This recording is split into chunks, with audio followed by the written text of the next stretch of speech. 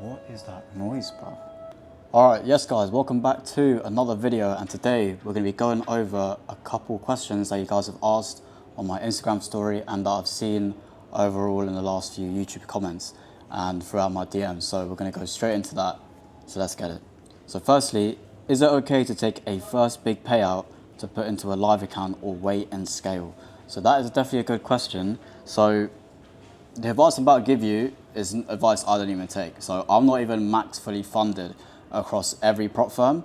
However, I do have a large amount of capital that I'm able to put into a live account that I can also trade alongside of my funded accounts. But what I would advise is that if you don't really have, minimum 10K, 20K to actually put into a live account, then make sure you get max funded first. Make sure you get max funded with all the prop firms, Apex, My Funded Futures, Top Step, all of these type of firms, Alpha Futures. Get funded with them first, and then you open a live account. Because once you actually get funded fully first, then you're sorted. So how would you mark your 50% in running trades, and what's the benefit of it? So when marking out your 50%, you'd only do this if you haven't got a short-term high, which is actually 50% of the way between your take profit and your entry point. So the whole point of the 0.5 fib is that once you get to halfway of your trade, when you're in profit, you don't want to go break even straight away. You actually want to see price put in a bullish fair value gap or a bearish fair value gap, and that actually gives you a sign that price wants to go higher. It's initiating that it wants to go higher or lower. But then once price actually puts in that imbalance, it shouldn't return to your entry point. But if it does, you're out at break even. However, if you go break even straight away where price takes the 0.5% point, it's still liable to come back to your entry, tap off the imbalance that you've actually entered off, or order block, wherever it was, and then go higher again when you've just been stopped at a break even for no reason, So that's why marking your 50% is important, but then knowing how to use it is just as important. So 0.5%, price puts in an imbalance once it actually taps it, and then you go break even. You don't go break even as soon as it taps it. Now the next question is, how long did it take you to be profitable, and did you have a mentor? I started in May 2023 when I actually looked at trading, but I started opening my first live account without even knowing what the hell I was doing in August 2023. So I'd say really August I started properly, and it took me about a year and 3 months to be profitable. To be profitable to where I had a strategy and I was closing profits consistently every month. But then to actually fully scale and make decent money from trading, I'd probably give it a couple months after that as well. So I'd say around a year and a half, year and 3/4. And did I have a mentor? I didn't have a mentor, but I had someone that I watched off. And I'm sure, as you guys know, ICT Fanatic. I started watching him in March 2024. And then I was watching him for a while. I was doing Forex. And then it was in October 2024 when I was watching him trade live. I watched him trade live for about 8 months. Then he stopped trading live. And that was when I went independent. And from watching all of those live streams, I was really able to study what type of trader he was, what type of person he was, how he handles his emotions throughout the trades. And all of those lessons I put into my own trading. And that's how I was able to, get to the point of where I'm at now. And then obviously, as you guys know, I'm out here with him as well. So it's pretty insane just from, seeing him on social media and then completely copying his trading style and, I would say mimicking it to a T. It's been pretty crazy. So yeah, big up to the Fanatic. He's really one of the realest in the game. What made you commit to mastering ICT instead of jumping between strategies? So I discovered ICT in January 2024. I heard about it before, but I was just, I was trading this shitty supply and demand strategy. No hate on supply and demand. This genuinely was horrific. This is the closest thing I would call it because that's what I thought it was. And yeah, it just wasn't working. And I heard ICT being thrown around on social media, so I was like, screw it. I'm going to take a look at it. And I just stuck to it completely. Then I just switched it up a little bit around July 2024, August 2024.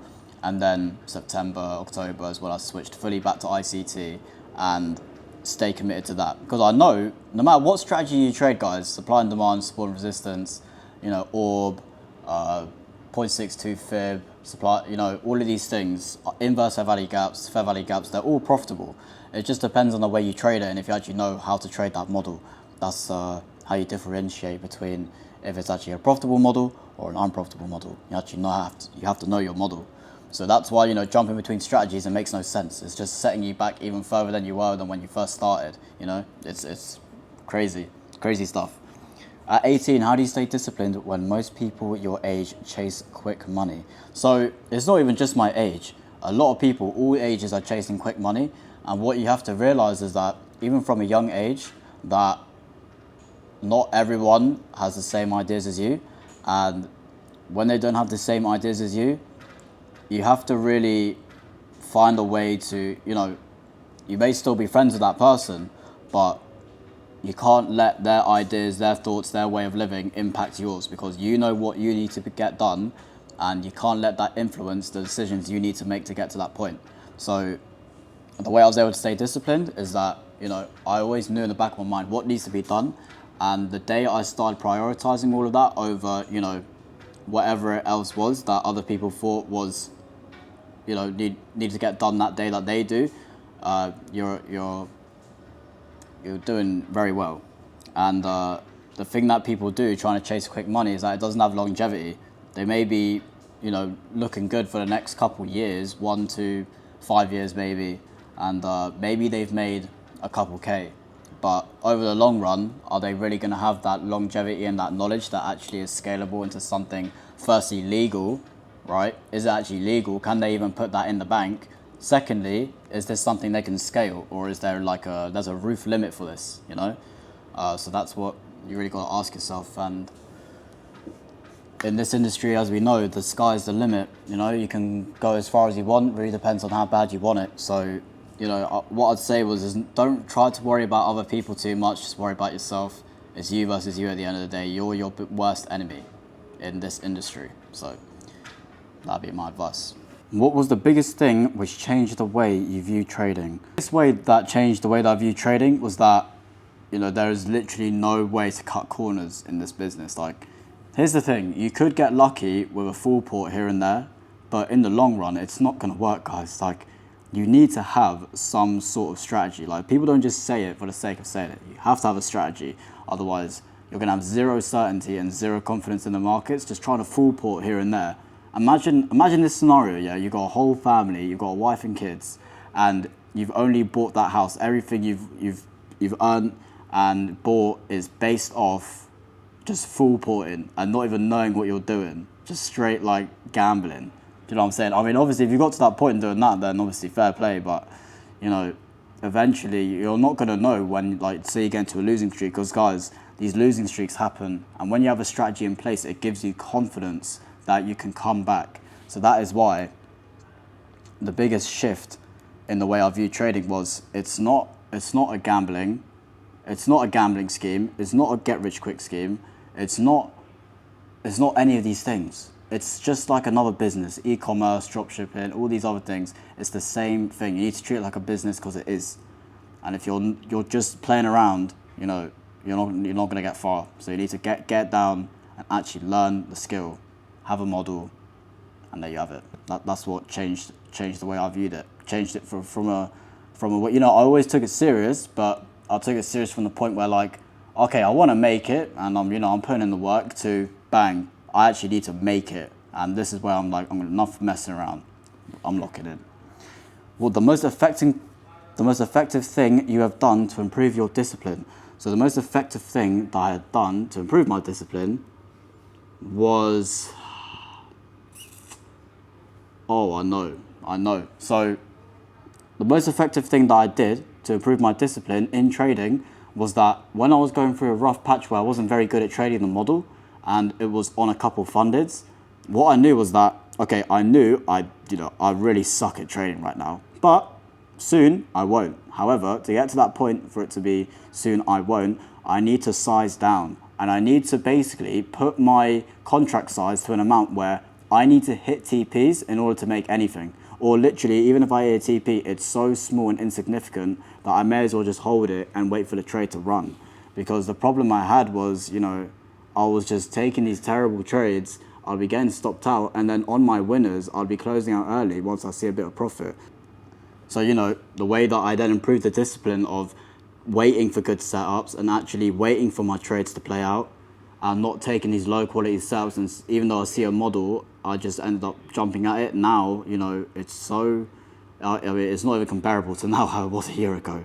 But yeah, definitely sizing down to a point where, you know, it's still a bit of emotion in there. However, you're playing with very small amounts. And it's just to the point where it's you and the skill. No money attached to it, if that makes sense. Apart from the fact that you're trading on a funded account, obviously. The point where trading changed from a serious hobby to your full-time job, if that makes sense. Okay, so the point where it changed from a hobby to a full-time job would definitely be from, obviously, when I came out of education. So I wasn't going to education and I was just full-time trading. But it was really to the point where I think it was around July 2024. That was when I was, you know, I was still unprofitable. However, that was when I was trading Forex. But I was like, this is my full-time job. In my head, I was like, this is my full-time job. I'm making thousands from trading. This is what I want to do. And from then, in my head, it became a full-time job. Even though I made absolutely zero from it at the time, it became a full-time job for me. So, you know, I just continued doing that. And eventually, it then played out to become an actual full-time income. And from here, you just scale and scale and scale. So it really was a mindset shift. Like, nothing really happened apart from maybe college finishing, but that's something that was later down the line. It was already a full-time job in my head very, very early on, from the age of like early 17. So, you know, now I'm 18 and, you know, it's like, it's just a manifestation, guys. Is that the word? Manifestation? Whatever. Whatever. You guys know what I'm trying to say. It's very much in your head, guys. This is what I'm saying. You don't want to worry about others. You need to worry about yourself. You need to worry about yourself before you're worrying about others, guys. Get yourself right. Know how you're actually thinking, because what you feed your mind is so important. And if you're constantly feeding it with shit, what's going to come out? Shit. You know? So you need to be giving it, you know, really be in that mind frame. And that comes from all outside of trading, you know. What are you actually doing with your life? What does your life look like outside of the charts? The point where trading changed, biggest thing you've had to overcome, well, there's a lot of things I've had to overcome. But I'd say the biggest thing, you know, if we're talking trading related, would be the fact that this is going to take a really long time for me. Some people I have seen, you know, they get profitable very quickly and they make a lot of money very quickly. But for me, I just knew that I don't think at the time of when I was really struggling, this isn't, you know, it's not my time yet. And it's going to take time. However, I'm prepared to wait that time and work like an absolute dog to get to that point.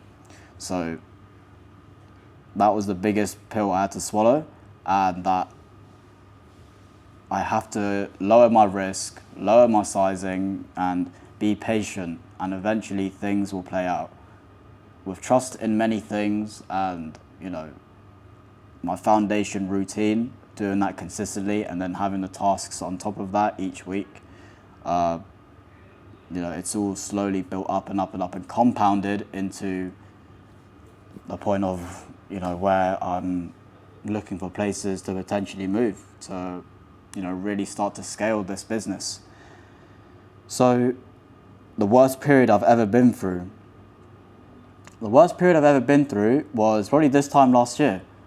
I wasn't really in a good place, and my trading wise was not really in a good place. I think I'd just blown all 10 of my Apex accounts, and at the time $1,000 was quite a lot of money for me. It was quite a substantial amount actually. And I literally paid $1,000 for all these Apex accounts, and then I got my payout denied for around, I think it was like $6,000. I did get paid out before. I got one payout, and then after that it took a while again. But then I got another one. It got denied for like gambling or something. But it was like gambling, 30% consistency, even though I was in the consistency and I wasn't gambling. I think maybe here and there I'd accidentally use a large contract size, but I would instantly close the position, but it still, you know, denied it. And then I ended up just blowing all of them because I was like, oh, what's the point? And then I was just like, oh yeah, I'll move on to Top Step. And then I just bought and blew Top Step accounts whilst being in class. It was actually a very very bad experience. Blew a lot of money, guys, a lot of money. So this is what I tell my students. I made these mistakes so they don't have to. Straight to the, you know, the good stuff. No more, no messing around, buying accounts and blowing them constantly, you know, none of that happening. And yeah, so I'm not gonna rattle on with this Q&A too much. I've answered quite a few questions here, but you know, a lot of them are psychological wise, and you know, trading does come down to a lot of psychology, and I think it really does just come down to how bad you want it. There's no secret sauce. You just need to ask yourself, where do I see myself?